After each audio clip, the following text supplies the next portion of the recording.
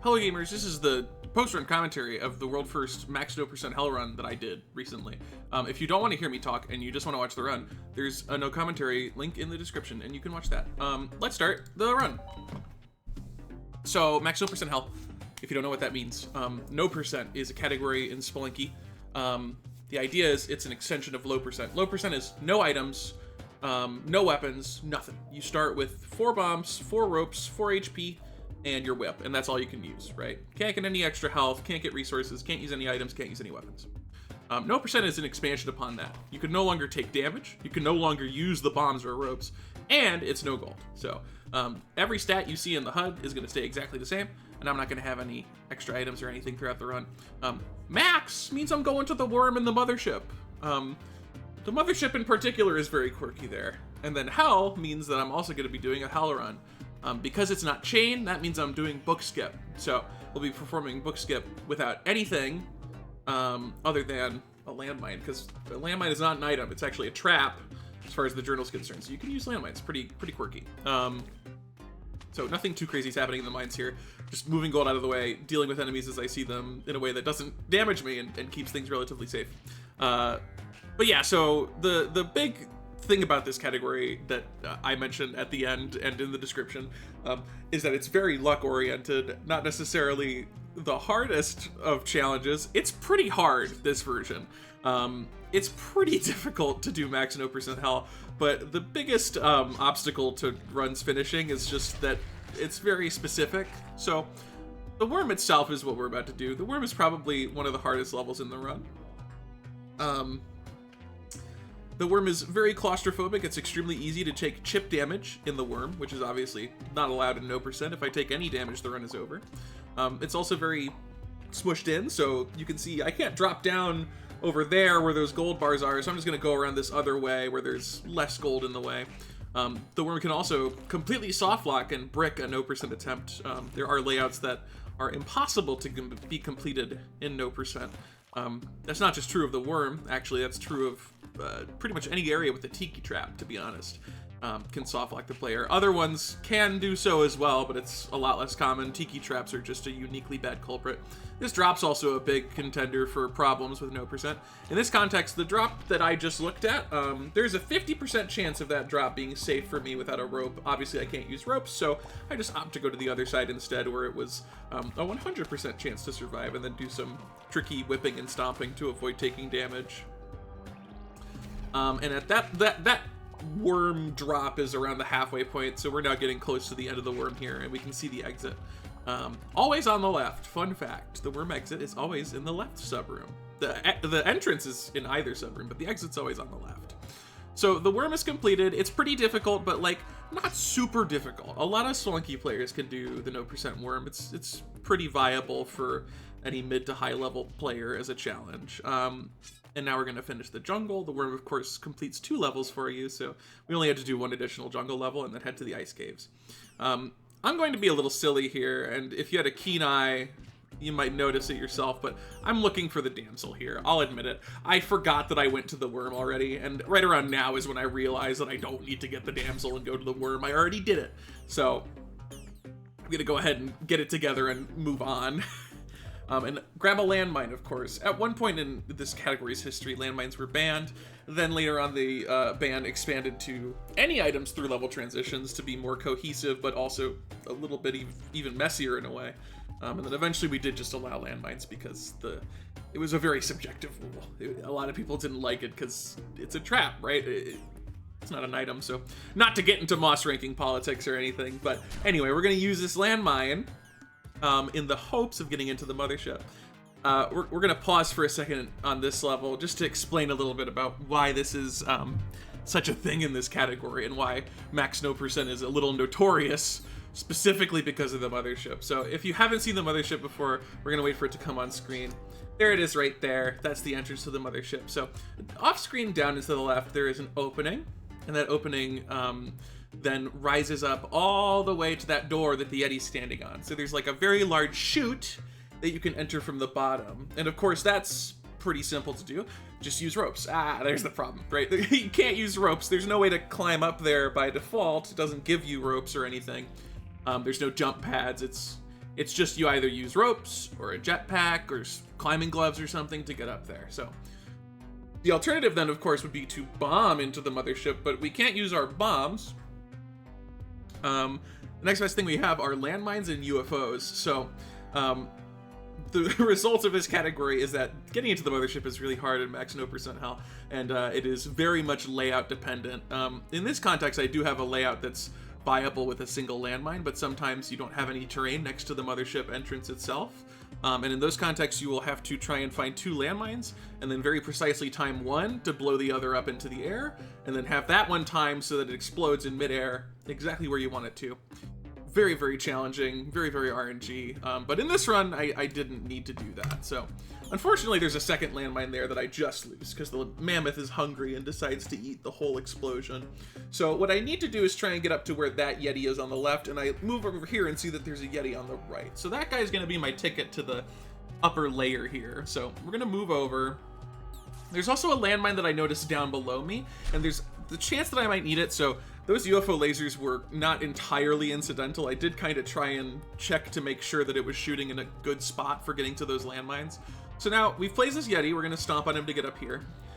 This is an overly cautious moment, admittedly. I just don't like that gold bar. I don't want to pick up the gold bar. And I don't want to damage this Yeti either in case I need him to get back up here later, just in case something bad happens. So I try to keep his health at 4, or 3, I can't remember. I can whip Yetis without damaging them, so I whip the gold bar through him. And then I do a little precise landmine whip there. Thankfully it worked first try, so I don't need another landmine. And then here I do a ceiling stomp. By jumping on a ceiling, you can be moving downward pretty much instantly, and as long as you're moving downward, you qualify for a stomp in this game. So it looks like I walked through him to death, but I did just do a small jump against the ceiling. Now we're in the mothership. You might think the mothership itself is hard because it took so much effort to get into, but it's not. It's kind of fine. It's pretty okay. This one in particular was very, very simple, and pretty quick too, to be honest. So at this point, we've gotten through the major RNG hurdle, which is the mothership, but there's still more. The temple itself is really, really bad at 0%. Like I mentioned, any area with a tiki trap is kind of a big red flag. The temple is especially uniquely also a red flag because it sucks. Like, even if you're just playing the game normally, it sucks. It's really difficult and often forces you to take damage or some other nonsense happens. The mummies make you do precise surfs, which is jumping on their heads in hallways. If you mess those up, you get hurt. If the mummies die before you get there, they drop rubies. Gold can be obscured by foreground decorations. I'm actually going to point one out on this run that I took a risk on. So you need to play Temple pretty smart and hope that it doesn't screw you over with a soft lock or some other nonsense that gets you killed. There's also 6-tile lava pits sometimes. Those are frame perfect to jump over, which is pretty cool, or at least close to frame perfect. So here I decided to go over the top, and I'm going to pause for a second. It wound up being very convenient that I did that. It was a pretty smart choice because, as you can see, Anubis is down here trying to attack me, and he's going to break open these pots, which is kind of a risk in and of itself, because if they have gold inside of them, then that's one extra potential way to lose this run. So approaching from the top here means I can actually manipulate Anubis over to the left to get him out of the way, because I obviously need to get past where he's shooting from, and if he's shooting there, I can't really go there without dying. This is the risk I take. This doesn't look like a huge risk, but right there I land on this. This is one of the many temple foreground decorations. You can see one to the left over here as well. Gold bars can be perfectly obscured by this. Obviously a large stack of gold bars would be very visible, but this individual gold bar, were it to be placed right here, would be completely invisible to me. I decided to take the risk here and just land on this particular location because the Hawkman and Anubis were kind of pressuring me a lot, and I figured it was better to just risk it than potentially get killed by them, so. Now I have to sneak past Anubis in this location. I bait him over there, then I move up to this location and move some of the rings over, and then I kind of have enough space to get past him, and that gets through the worst parts of this particular temple level, and the rest is pretty simple. Good example of how precarious temple can be. If you want to know how bad it can be, I would consider that a good level. The stuff I had to do there, that was good. That was a good temple level. They can be much, much worse and outright impossible. So once again, continuing through, moving gold out of the way, dealing with Skellermans. Crush traps, while oftentimes terrible, can actually be pretty beneficial in 0% because they can crush money for you, kill mummies. They do a lot of good things as long as they're in good spots. Sometimes they're not in good spots. This is quite a dense and variable situation. There's 4 different enemy types, previously 5 before the skeleton died. We're gonna stomp the flying scorpion, then I want to dispatch this scorpion before I aggro the mummy, because I don't want him turning around and shooting at me. It would waste a lot of time and be annoying. With that scorpion dead, I'm gonna check out what happens. The mummy does die there. I'm gonna move his rubies over so that I have an easy jump to the tiki. I did kind of take a risk here a little bit because that flying scorpion's gonna be coming back in a moment. You'll see him as we move across the bottom here. And if he had disrupted what I was doing with the mummy, that would have been a big issue. There he is. But I did have enough time. Like, it was the correct choice. It was just something to note is that when an enemy goes off screen, it's not gone. It's coming back eventually. Depending upon the enemy, I guess. Then 4-3, my reward for putting up with the other 2 levels is that this level was extremely easy. Very, very simple to execute upon. It worked out quite nicely. Have to whip that pillar. It could be hiding gold, completely invisible. It didn't in this context. That was nice, but yeah. Now we're going to get to Bookskip. I am going to watch all of Bookskip, and I will talk about the relevant things that I'm doing. A significant number of people find Bookskip extremely boring, so if you're one of those people, this video has chapters, and you can skip to the part where it says hell, because that means that Bookskip's over. So if you don't want anything to do with watching Bookskip or hearing me explain how I'm doing it, feel free to go ahead.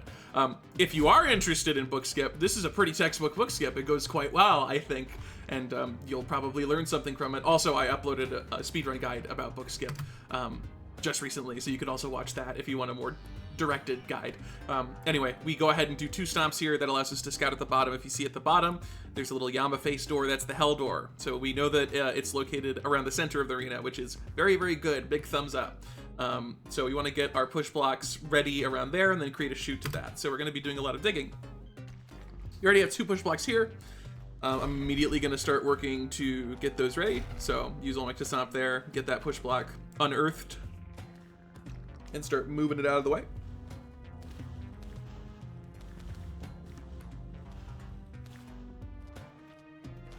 There's, just to sort of coerce you into keeping watching, there's this guy that's going to show up. He's a beautiful character. His name is the Snake Lord. That's what I refer to him as. That's all you get to know. I'm going to leave you in suspense until later. But just know that if you keep watching, you'll get to see the one, the only, the Snake Lord. King of max no % hell. So we found another push block over here that I'm going to use on the top layer. We're going to do a slightly precise stomp here to crush those gold nuggets in the crust. If you stomp that tile less precisely, you do end up leaving some gold nuggets behind. It's not necessarily a huge problem. You just use Olmec to destroy them in some way, but I like to, when I can, just crush the gold nuggets as I'm doing the stomp so that there's less to worry about. We have an orange frog over here. I don't really like that. He's going to become a firework. Boom. There he goes. So now we're going to need to move that push block all the way over. A little bit slow, but it is what it is. It's the ritual to summon the Snake Lord. Ultimately, our goal in Bookskip, if you've never seen Bookskip before, is to get 3 push blocks stacked on top of each other, create a chute down to the hell door, which we will then open up with the landmine. That's the point of the landmine in this particular section. You might have been wondering why I didn't use it in Temple. It's because it's necessary here. I need it at the end of the fight. So we're going to stack 3 blocks in a particular orientation. It's called EDX. If you're a QWERTY keyboard user, you can figure out why by looking at your keyboard. Then you will see the shape I'm referring to. The E and the D have just formed and the X is on its way. The reason behind that lopsided push block stack is actually twofold. The first and foremost is that if you do a straight, perfectly aligned push block stack, when you push those blocks off an edge, the center block will be crushed. That is a bug. It is not supposed to happen. I don't know why it happens. It's because the game is programmed delicately. We don't want that to happen. We want all 3 blocks to remain uncrushed, so we don't want them to be stacked perfectly straight. The other reason behind the shape of EDX is that it allows both me and Olmec to climb over the stack of push blocks without needing any assistance. That's true of all categories, but especially in no %, I need to be able to climb over this stack of blocks at any point because I can't use my ropes, right? If I get stuck at some point in this Olmec fight and I have to use a rope, well, I can't. That ends the run. So you got to be very careful. The EDX shape now has formed, and I can climb over both sides, so can Olmec, which is also very important. Your reward for getting this far is the Snake Lord. He has arrived. He is on top of the EDX stack. I'm very proud of him. He's very tall. He's very high up. I like that about him.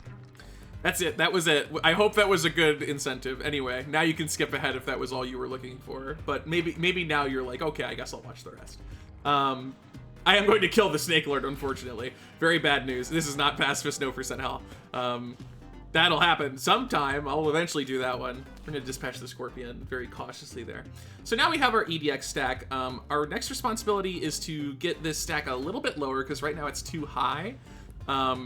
Essentially, we're going to get this stack low enough to a certain height where I can then perform a set of 4 stomps to create a chute at the bottom that leads to the Hell Door. So we're going to move these push blocks to the side and bring Olmec over.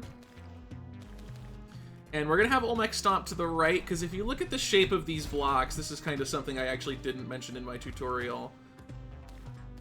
Okay, I'm going to be running away. There we go. If we look at the shape of these blocks, and this is something I probably should have put in there. If you can imagine the player being on the left of the blocks, pushing them to the right, you'll notice that there's not, like, your head is perfectly clear. There's nothing above your head.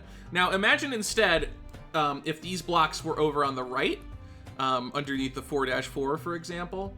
Let's say that I was pushing from the right to the left. Well, that second block is above my head, which can crush you if you're not careful. Now, doing some relatively precise pushes can allow you to not get crushed, but it also will keep the blocks raised, and you need to use Olmec stomps to then realign them. It's awkward, so when you're moving push block stacks down, you do want to try and make sure that you're doing it in the cleanest way possible. So for this particular stack, Olmec stomps on the right, then I push the blocks down, then have Olmec stomp on the left to give me access to the blocks again. That's the kind of sequence that you want to follow. And you can do 2 layers at once, so that's what I'm doing in this situation. Stomp down 2 layers. I think that that's all I had to do for leading up to the shoot. And then we'll push the blocks down and then break 2 layers to regain access to the blocks. But first, we're going to move Olmec out of the way because there's an annoying frog, and I don't have space to push the blocks without aggroing Olmec. If he's on the left, he's too close to the push blocks there. So we just move him away, have him take a nap, a little timeout. And then we're going to push these push blocks down off the edge. And I just nudged that there. I just felt like it, I guess. So yeah, now I can't really access the push block stack in full. I can only push the top block, which I don't want to do in the first place. But as with everything else in this fight, we'll just regain access to them with Olmec himself. So we're going to do precise 4-tile stomps here, because doing a 5-tile stomp would create a 3-tile high wall for Olmec, which he can't get over easily. It also creates a 3-tile high wall for me, which I can't get over easily, so we want to avoid that when we can. Now at this point, if I'm not mistaken, we're just ready to create the shoot, so I'm going to move Olmec out of the way and then verify that for myself. So how do you verify that you're ready to do the shoot? Basically, are there 5 layers or less? If there's 5 layers or less, you can make a shoot down to the bottom using Olmec at that point in the fight. This is probably the one thing that I think people need to learn the most in Bookskip. I also mentioned it in the guide. People overstomp at this point. They're like, oh, I need to create a big open area at the bottom. You don't. Once you're at this point in the fight, all you have to do is keep the push blocks where they are, make a chute that has a sheer edge for the push blocks to fall down, and then perform Hell Stomp, which is the last stomp of Bookskip. If you don't quite understand what I mean by that, I'll be doing it in a moment. So the way that we create the shoot is we do 2 5-tile wide stomps followed by 2 4-tile wide stomps. The purpose of that being that Olmec can climb back out because we still need him. So 5 tiles wide, 5 tiles wide. I get on his head here just to be safe. This is a very safe Bookskip because once you're max no %, I don't want to rush my Bookskip and lose the run. I would rather get an attempt into hell. So we're going to also do a 4-tile stomp here, specifically facing the left wall. The purpose of this is, if you can imagine that I did it on the right, well, if you push these push blocks off, this tile down here would remain. They'd fall on the tile. That's not a sheer cliff. That's not going to land it in the lava, because our ultimate goal is to land the push blocks into lava. So do the 4-style tomp on the side facing the push blocks, and then we're going to do one more. Like I said, 2 5-wide stomps, 2 4-wide stomps. Now we have a shoot almost completed, but there's 1 layer left, and wouldn't it be nice if we had a handheld explosive that we carried here from the ice caves? Thankfully we did, so we're going to use that to ultimately open up the shaft. This is another reason why the landmine rule change is great. Prior to this, you had to farm for an orange frog, which, while kind of cool, also sucks. Thankfully, that is preserved in the no % eggplant category, so if I ever clear that, you'll see me farming for orange frogs. Now, to be extremely overabundantly cautious, I'm going to climb on top of Olmec, bring him over to the right, and then we're going to check his stomp pattern, or his movement pattern, rather.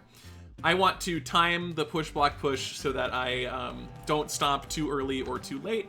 So I'm looking at how many motions it takes Olmec to do the final stomp. That would be the motion he does the final stomp on, which means that this landing is the one beforehand, this landing is the 1-2 beforehand. So that helps me understand when I need to do the stomp. So then I bring him all the way back to the right to normalize it again.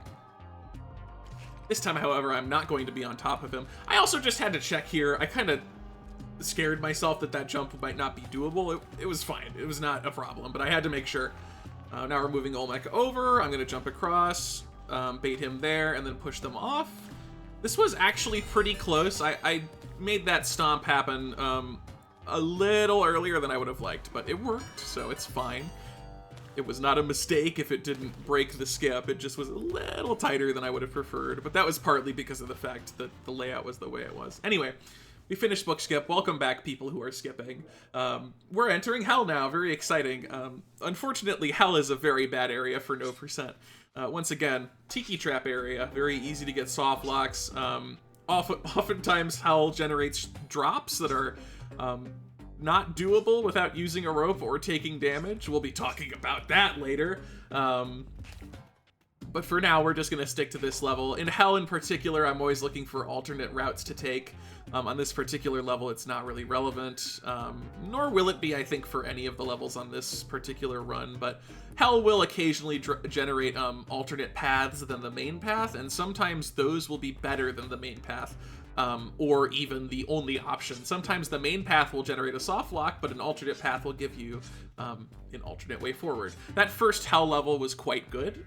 Still took 44 seconds because we're playing extra safe here. This is a very rare opportunity to complete this category, and previously this was the distance world record, 5-2, so I've tied it at this point in the run. I'd like to at least get to 5-3 if I can. This level is a very good example of understanding the AI of, I think, the gnarliest enemy for no %. Maybe not the gnarliest, but certainly up there in the tier of gnarliness, which is vampires. Vampires are very jumpy. They're very erratic. I think they're one of the enemies that HD players most just shrug off and try to ignore. And then get hit by because they're actually very scary and very fast. So this guy over on the right, not the perched one, the walking one, he's the one you want to look out for here. He's the bit of the sinister culprit. So we're going to hang out here. I'm analyzing the situation before I jump in. I kill this vampire safely. So now take a look at that guy. He just jumped. So I immediately noticed that, and so now it might seem like I'm looking at the lava pool, but I'm actually 100% locked in on that vampire who just jumped up top. And I noticed that he starts walking right after. So what's happening here is his aggro right now is based upon height. He has a radius around him, right? A big circle for aggro. When he drops down a tile, that's when he aggro's on me, and he chooses to jump to the left because I am to the left of him. And this time he lands almost past the little tile overhang there, and that spooks me a little bit, so now I'm like extra thinking about him. And then here he makes it all the way down. So very important to understand vampires, because if I was not paying attention, suddenly one of the vampires that I thought did not need to be dealt with anymore is dropping down on me, and he's gonna do 2 jumps across the spike pit to try and kill me in the lava. So we got rid of him. He's done. No need to worry about him. This situation right over here is very precarious because I can't progress safely because the magma men can jump, right? I had to wait for that guy to jump before moving, and more magma men could have spawned during that time. Thankfully they didn't. Earlier I mentioned a thing about using a rope or 1 HP to perform a drop in Hell because it generates in a weird way. In Spelunky we refer to this as a quote-unquote raised drop, or at least that's what I call them. I don't know what the rest of the world calls them, but I call them raised drops. This is a raised drop. What do I mean by that? The majority of the time in the Spelunky series, when you're following the main path, rooms that are intended to drop you into the next layer have a drop that is at or just about at the very bottom of the room. That way, you won't drop from a higher height than usual and take fall damage, right? Because fall damage exists in Spelunky, and you have to do drops to progress through the game, so the game is designed to try and make sure that those drops do not force you to take damage. They certainly tried, and they did a mostly good job, but hell is a culprit where you can have unusually high drops that if you were to drop from, you would take fall damage. What's really funny about this one is that from that ledge, if I was to drop on the exit, I would take fall damage. I'd get hurt, the run would be over. Thankfully, a tiki trap has generously generated directly next to the exit, so it does give me something to land on without violating the run. If that tiki trap did not generate, this run would not have been completed. Thank you, tiki trap, very cool. I don't say that very often, but this one time, you can have it. So we have achieved a distance record here with 5-3. Once again, we're gonna be very carefully navigating. I have a way back up from here. This is awesome. I was a little scared here that I might barely clip the spike hitbox here. I don't know why. It's clearly safe, but the spike hitboxes in Spelunky HD, unlike Spelunky 2, they reach very high up. They're like all the way to the height of the tile, so they can clip you very rudely in situations that you would not expect them to. Spelunky 2 spikes are much more forgiving and, in my opinion, better designed because of that. So I land here and then I look down and, oh god, it's our old friend. This is another raise drop. Once again, if I was to drop on the exit here, I would take fall damage. And once again, our best friend has returned, the tiki trap, generating directly next to the exit and saving the run for the second time in a row.